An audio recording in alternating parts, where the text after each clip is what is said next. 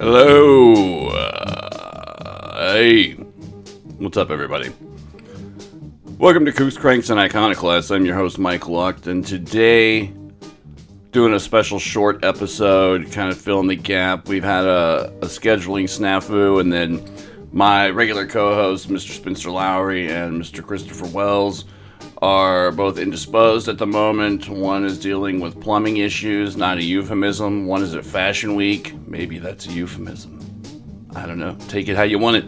Anyways, today's a bit of an experimental episode. I'm going to cover an ancient Greek magical practice. The word for today is teratascopy. Yay! Now, for those unfamiliar, which is probably a large portion of folks, teratascopy is the practice of divination or seeing the future or prophecy through the use of, well, what specifically? What makes this one so different from, say, claptrapomancy or whatever it is? The reading of palms, wax drippings in water, random book pages and passages, bibliomancy. There's all kinds of mancies that come from these ancient Greek fortune-telling practices and methods of prophecy and divination. So what is teratascopy? Teratascopy is the practice of divination through the use of deformities, disfigurements, monstrous births, we'll say. And it's weird that the sort of root words for monster and marvel, monstrum being the ancient Greek word, it also means a marvel or a wonder or an omen. So, putting yourself in the mind frame of these ancient people, if you were to, say, work a farm, practice these ritual folk magic practices out in the boonies and in the cities, particularly on farms, though, if you had a cattle, that gave birth to a monstrous disfigurement, these were seen as bad omens. Now, this raises into further questions about teratology, which is a word derived from teratascopy. You could also say teratomancy, although I don't think that's an actual word, but teratascopy is the divination, or the practice of divination through disfigurements, monstrous births, deformities. And I guess I should also clarify right now that disfigurement is something that happens to you, whereas deformity is something you're born with. So I just want to make that demarcation now. But there's one particular folk practice that survived into today. Folk belief. In more rural areas and more backwoodsy type places. Something called a moon calf, which is basically a disfigured baby cow that when it is born is intended to be a omen of ill repute. Something bad always follows a moon calf. So, in keeping with ancient Greece and the culture and the mythology and folklore, etc., you also have the presence of chimeras, strange beasts, disfigured, disformed entities, creatures, some quite literally monsters. And this is what the prefix terato means. It means monstrous. And we see it today in medical use as teratology, which is largely the practice of disfigurements, and teratomas, which teratomas are monstrous cancer growths. And if you've never seen a teratoma before, holy shit. Welcome to my nightmare. They are worse than your regular tumor because it's an advanced form of tumor, essentially, cancerous growth. But teratomas in particular are any tumors that grow hair, eyes, teeth, almost as if another being is trying to grow out of the cancer. And, cancer's been around forever. They didn't have the name cancer for it, but the word cancer also comes from the astrological sign, which is a crab, Cancer. Crabs were called Cancer, so crabs are covered in this chitinous armor, this growth, and all of this stuff is connected in, an etymological sense, but you can also see the physical deformity sense. The growth of these shells, the growth of just strange skin deformation, etc. So the reason I bring this all up today is because I've possibly stumbled across a dark theory that this kind of reaches out into further folklore, into the more recent era of, say, the 1800s. And, I may be, putting red string where red string doesn't necessarily connect, but just bear with me on this, because this is something that I literally had kind of make itself known to me via a nightmare. So I don't know. I want to pull this thread and kind of parse it out and see if there's any connection. But looking into ancient medical practices such as divination, which was used for medicine, as well as specifically teratascopy and teratology, which is the study of deformity and monstrous births and cancerous growths, etc. In ancient Greece, you had other forms of divination, such as the aforementioned bibliomancy, cartomancy, things like that.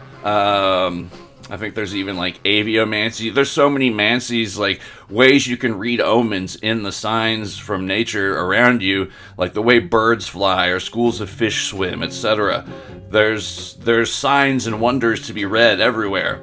So one of the major, let's say, impetus behind divination is to know the future and, to plan strategically, etc. So inherent in ritual practice is the idea that you are performing an act that is designed to have an effect on the future. That's arguably what all ritual is. So if you're practicing divination backwards or reverse engineering divination, you're coming up with ritual to affect the future. So my horror epiphany, we'll call it, in my nightmare was, what if there are people or groups or secret societies, whatever you want to call it, even just lone nutcase individuals, practicing intentional disfigurement and deformity upon living beings, humans included, animals, humans, etc., even to a early, ancient eugenic, or in this case dysgenic level.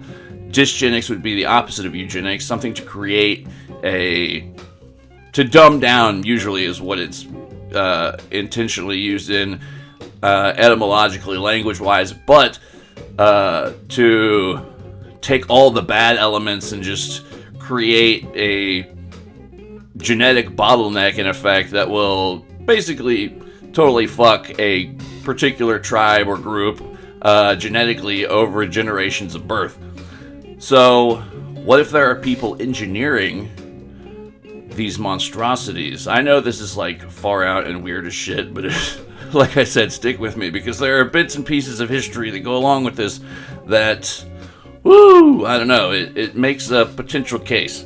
So like I said, alongside the other forms of divination and things like that, you also have medicine, which is tied in closely to magic in ancient Greco-Roman times and Egyptian times as well, Alexandrian, Hellenic culture, etc.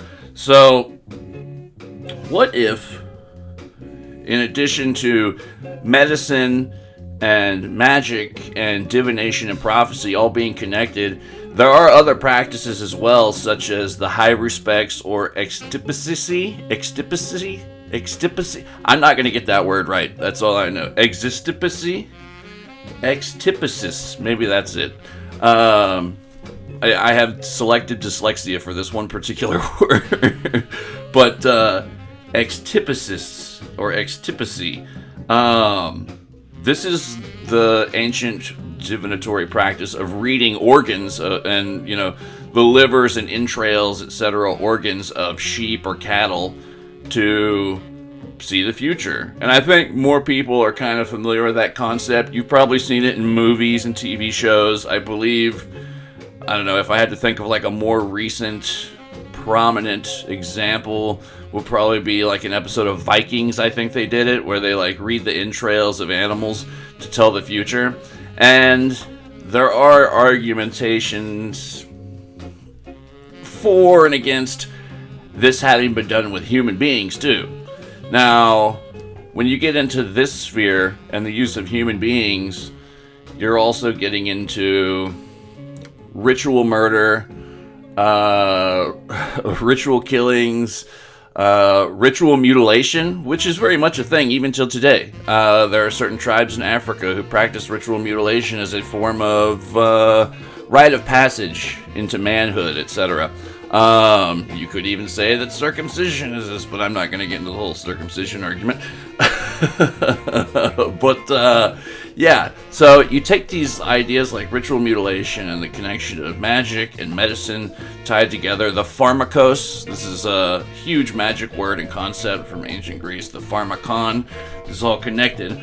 So you get into this realm of potential ritualistic surgery, as well as ritualistic eugenics to a degree. And we've touched on the idea of occult eugenics on this show once or twice before. Like I said, this is going to be out there. This is going to be weird.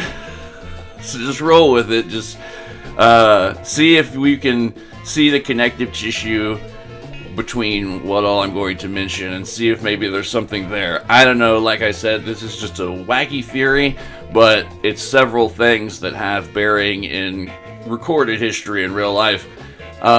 Before you even get into a psychological model on it and the idea that notorious objectionable objectivist biatch Ayn Rand had come up with concerning the school system, the education system in America, and a group of semi-folkloric but also quite possibly very true historical figures known as the comprachicos, which we'll get into momentarily. But the idea of intentional disfigurement to people in a ritualistic context, that's kind of what I'm getting at. And for whatever reason, it could be for whatever reason, but generally, like I said earlier, with practices of prophecy and divination, as, vis-a-vis ritual being used to affect the future or cause some specific outcome.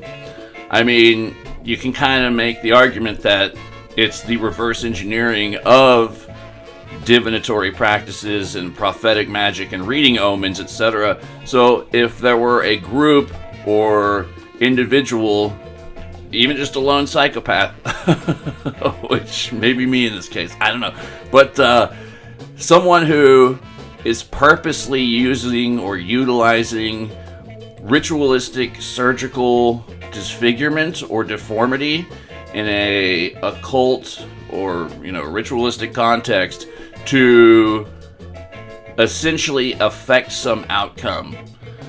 So it's kind of like voodoo doll mechanics in that the practitioner or magician or ritualistic surgeon or mutilator or teratologist or teratascopy user, whatever you want to call them in this hypothetical situation, is creating the omen, the voodoo doll, essentially, as a symbolic microcosm of man in the universe at large, or even the zeitgeist, the mental plane, where all this stuff essentially takes place. It's all symbolic links. It's all archetypal and mythical and folkloric. So it's taking place on sort of a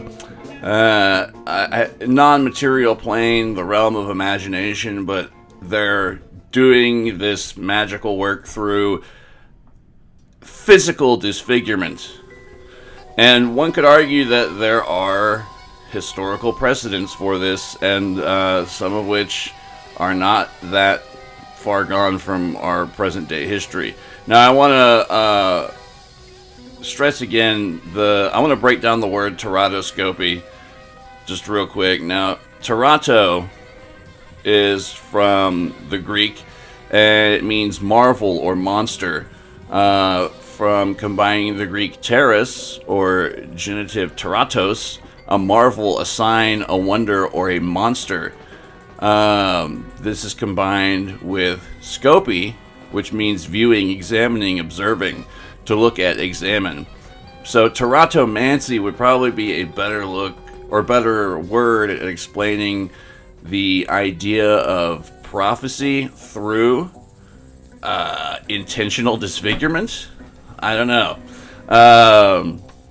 But I do know that scopion, to look at, examine, to observe, that's the Greek suffix root.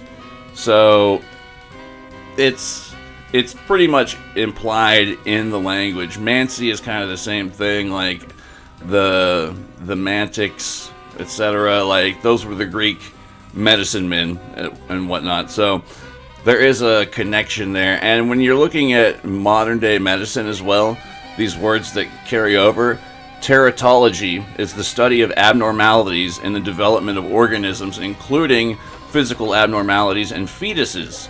Teratogenic substances can cause these abnormalities, which can lead to birth defects.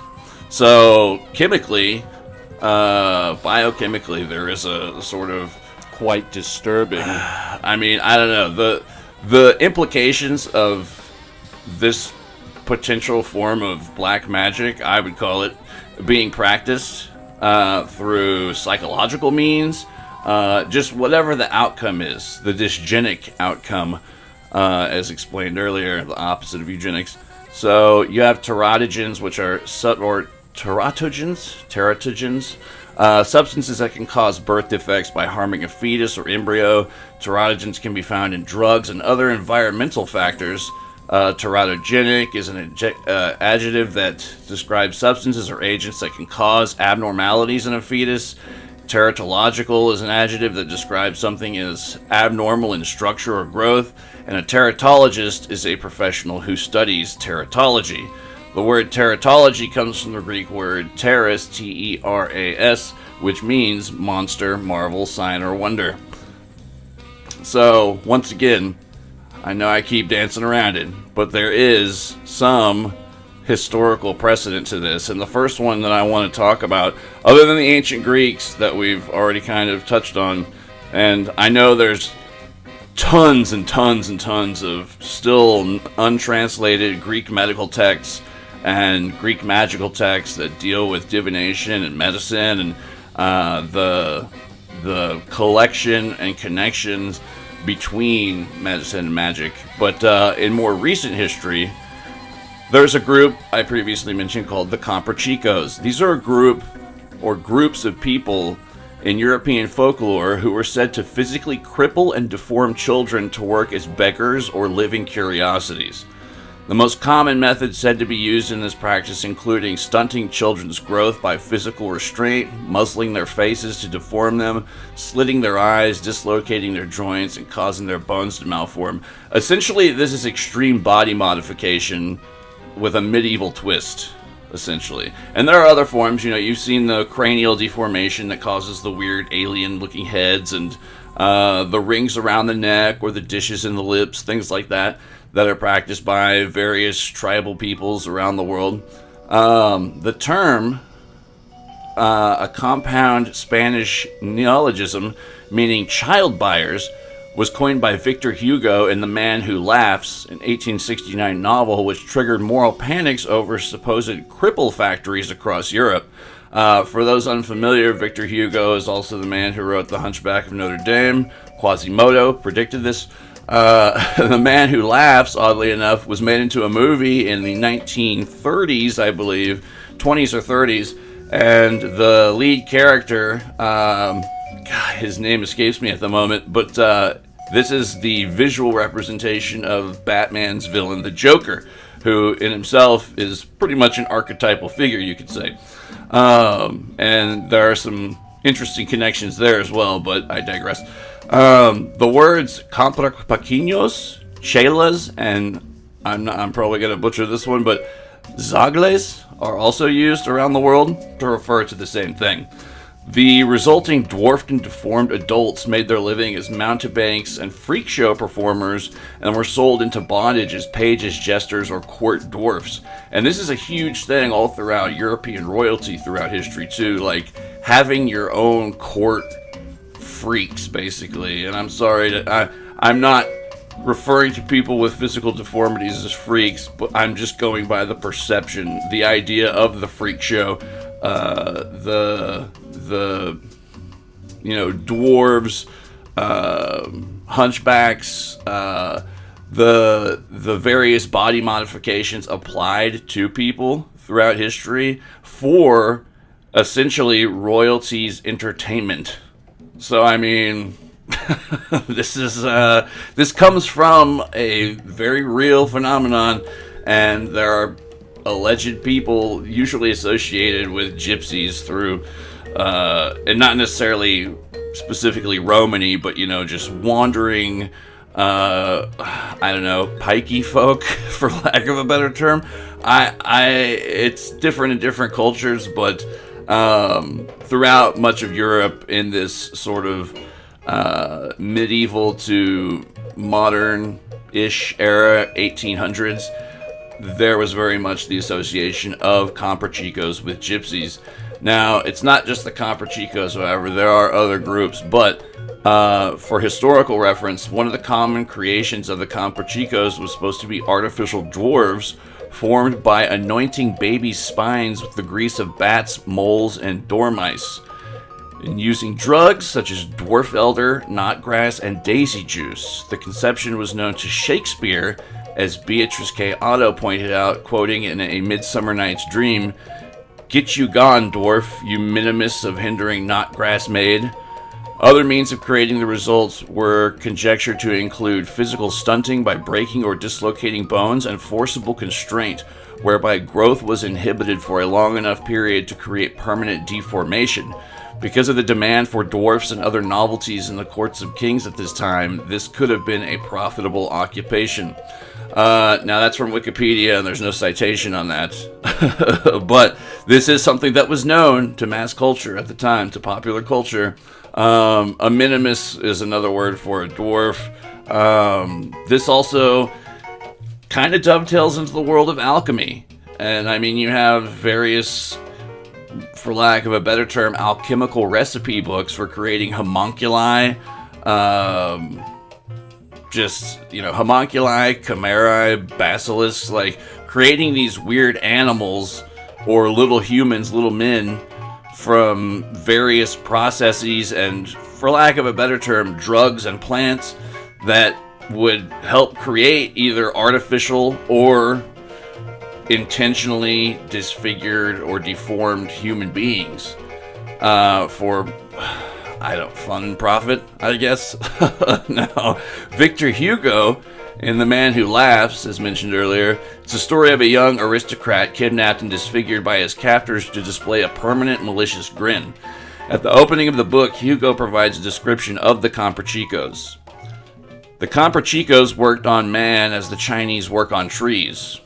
This is also, there's the connection to foot binding in Eastern Asian cultures, which is another probably more well-known form of this intentional deformity, because tiny feet were associated with dainty femininity. So you have another sort of pre-modern day body modification process that is essentially tantamount to just straight up torture. But it's like how it's looked at in the same way that people look at these people who allegedly practice this probably look at it much the same way as dog breeders do today. But anywho, back to the quote. A sort of fantastic stunting thing in their hands, it was ridiculous and wonderful. They could touch up a little being with such skill that its father could not have recognized it. Sometimes they left the spine straight and remade the face. Children destined for tumblers had their joints dislocated in masterly manner. Thus gymnasts were made. Not only did the comprachicos take away his face from the child, they also took his memory away. At least they took away all that they could of it.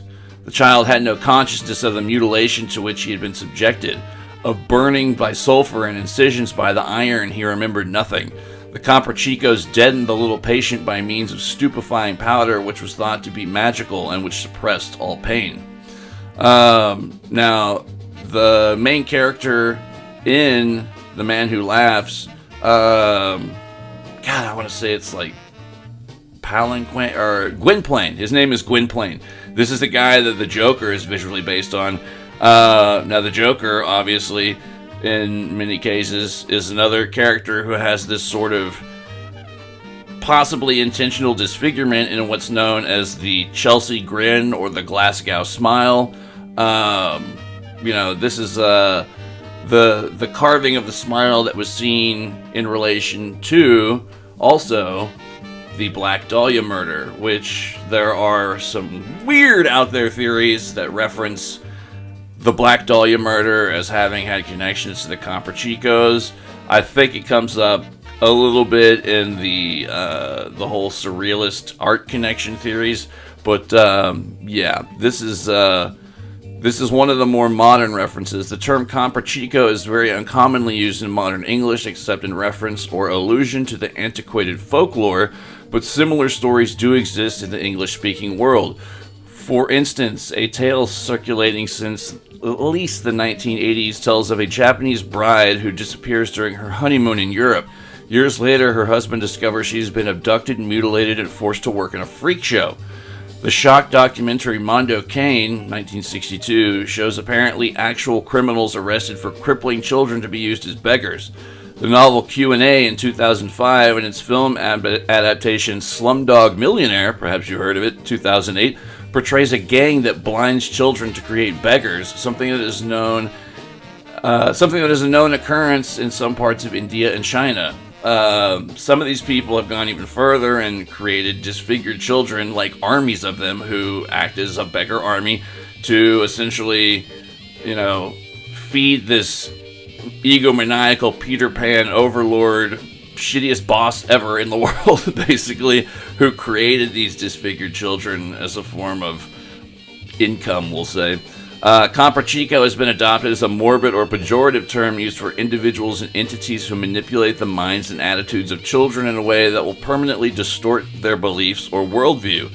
20th century philosopher and infamous hypocritical biatch Ayn Rand referred to educators of the time as the comprachicos of the mind in her article, The Comprachicos. Her criticism was targeted especially towards educational progressivists, but also grade school and high school educators who, in her view, used psychologically harmful methods of education. James Ellroy refers to them and Victor Hugo's novel in The Black Dahlia, where the concept is a major motivation for the murder of Elizabeth Short. So, we have these more pop cultural and largely fictional representations, but there are other historical and folkloric instances. Now one in particular is known as the imbunche or imbunche, and in the Chilote folklore and Chilote mythology of Chilo Island in southern Chile, the imbunche, or short person, is a legendary monster that protects the entrance to a warlock's or brujeria's cave. The imbunche is a deformed human with its head twisted backwards, along with having twisted arms, fingers, nose, mouth, and ears. The creature walks on 1 foot or on 3 feet, one of which is actually 1 leg and 2 hands, generally speaking, because one of its legs is attached to the back of its neck. It has blue skin and sharp teeth. The imbunche cannot talk and communicates only by guttural, rough, and unpleasant sounds. According to legend, the imbunche is a firstborn child less than 9 days old that was kidnapped by or sold by their parents to a brujo chilote, a type of warlock. If the baby had been christened, the warlock debaptizes them through unknown means of black magic. The brujo chilote transforms the child into a deformed hairy monster by breaking their right leg and twisting it over their back. When the child is 3 months old, their tongue is forked, their teeth turn sharp, their skin turns blue, and the warlock applies a magic cream over the child's back to cause thick hairs. I mean, this is stuff you can see in modern day body modification practices. During its first months, the imbunche is fed on a black cat's milk and goat flesh, and when old enough, with human corpses from cemeteries. Besides guarding the entrance to the warlock's cave, the imbunche is used by warlocks as an instrument for revenge or curses. And because it has acquired magical knowledge over its lifetime spent guarding the cave, even if the imbunche is not initiated into wizardry, it sometimes acts as the warlock's advisor. The imbunche leaves the cave only in certain circumstances, such as when the cave is destroyed or discovered and the warlock moves to another cave, or when the warlocks have need of it and carry it thrashing and yelling, scaring the townspeople and announcing misfortunes to come. Once again, you see the idea of prophecy and ill omens in conjunction with deformity and disfigurement. The imbunche also comes out when the warlocks take it to the Warlocks Council, which is essentially the Wild Hunt or the Walpurgis Nacht equivalent for these Mesoamerican sorcerers and brujos. The imbunche is fed solely by warlocks and is only allowed to search for its own edibles if food is lacking inside the cave. Imbunche creatures have appeared in various, let's say, pop cultural portrayals. The best one I can think of is in Swamp Thing, written by Alan Moore. It appeared in the Constantine TV series. Nahuel and the animated 2020 Chilean-Brazilian animated film Nahuel and the Magic Book. I believe these might be referenced in Carlos Castaneda and things of that nature. Curanderos, a lot of just brujeria literature. You may find them, especially if it deals with Chile, Argentina, Patagonia, areas like that. Now, another sort of historical precedent for this kind of thing, outside of, everyone's heard of castrati. There's that too. So there are these, artificial cranial deformation. Once again, there are these weird, cross-cultural practices of intentional disfigurement from how a person is naturally supposed to look.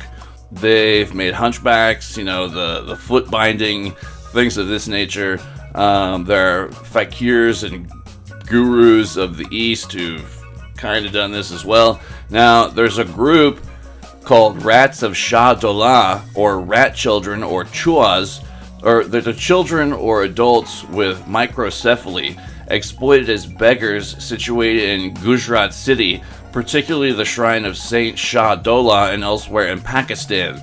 They have sloping foreheads, narrow faces that resemble rodents, and are often intellectually disabled and dependent on others. Begging rings and gangs allegedly place iron bands around the heads of healthy children to induce cranial deformation. The Mazar of Shah Dola, home to many of the rat children, is a common pilgrimage site for women and married couples who wish to bear children. Ignoring a rat child's plea for money is thought to bring bad luck. Now, this is once again related to the idea of the chelas, these sort of, Fagin-esque characters who create and collect these sort of lost children, lost boys and girls, gangs of deformed or disfigured children to beg for them and essentially make up their little armies. And there's some reference to this in real life, this rat children or chuas of Shah Dola being one of them. Just, the cross-cultural idea too of intentional disfigurement, particularly for quote-unquote fun and profit, is a fucking horrific and disgusting idea.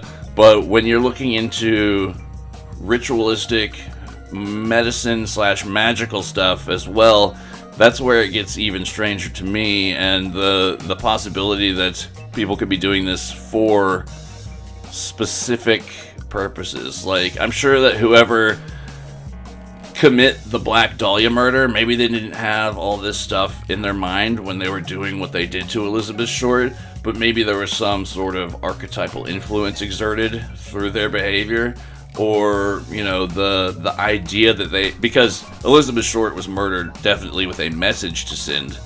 No one just does that for no reason to a person. So there was obviously some idea that was supposed to be put across, some message for some reason to do what whoever it was did to Elizabeth Short the way that they did it. So, for those who are unfamiliar, I direct you to the photos of Elizabeth Short's body. If you're feeling froggy, jump. But I don't recommend it.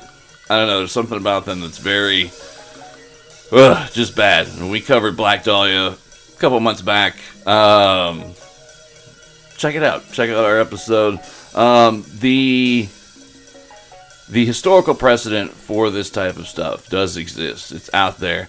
My own strange sort of compunction or addition to this is the medicinal, magical side of things, and especially the ancient Greek sort of ritual disfigurement and mutilation side of things. Sort of a Dr. Octagon Church of the Operating Room sort of deal, I guess. I don't know.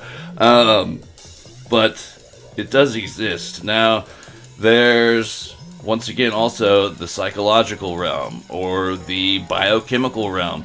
So there is a template that exists in this idea for what is being done on like a social engineering level even. So, I don't know. This is just something that kind of struck me as horrific and crazy and kind of played in the background of my nightmare.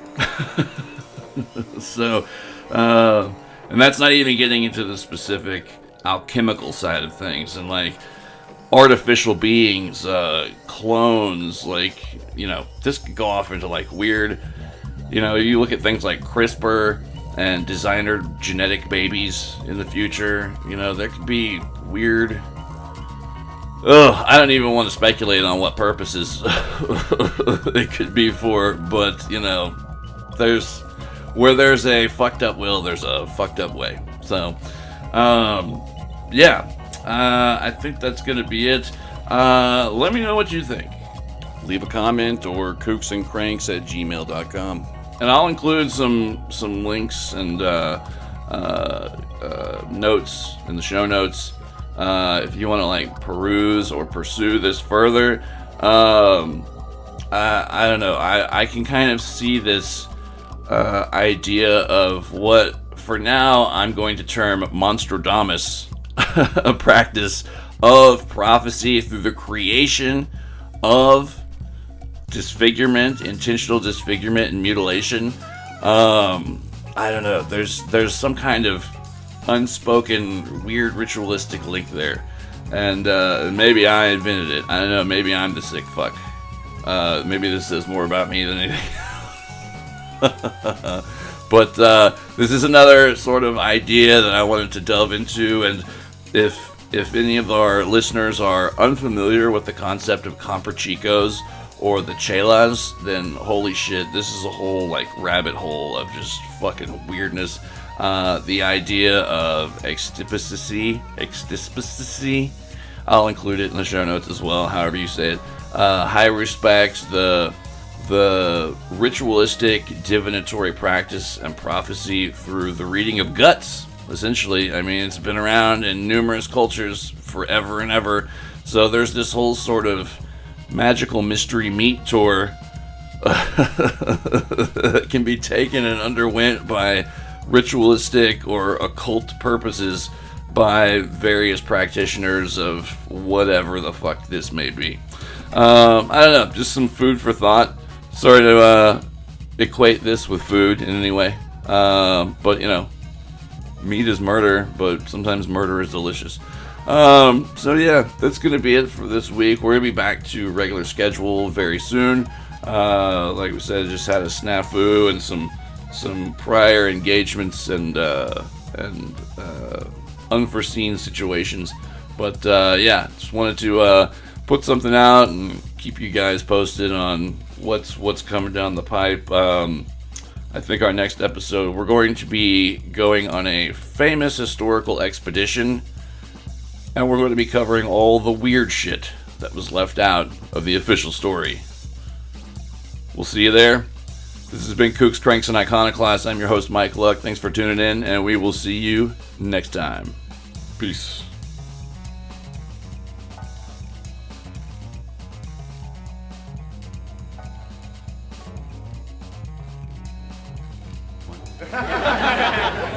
Well, let's go over to the fridge and see what we got to eat. Wow. The desolation. It's not totally empty. There's a chia pet in there.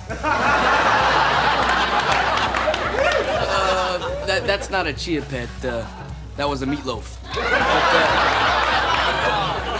There's always Mom's aluminum foil wrapped mystery pack. Yo, man, I am starving. Go. Oh, wow. They're gonna eat the mystery pack. Even Dad won't eat the mystery pack. These guys are cool.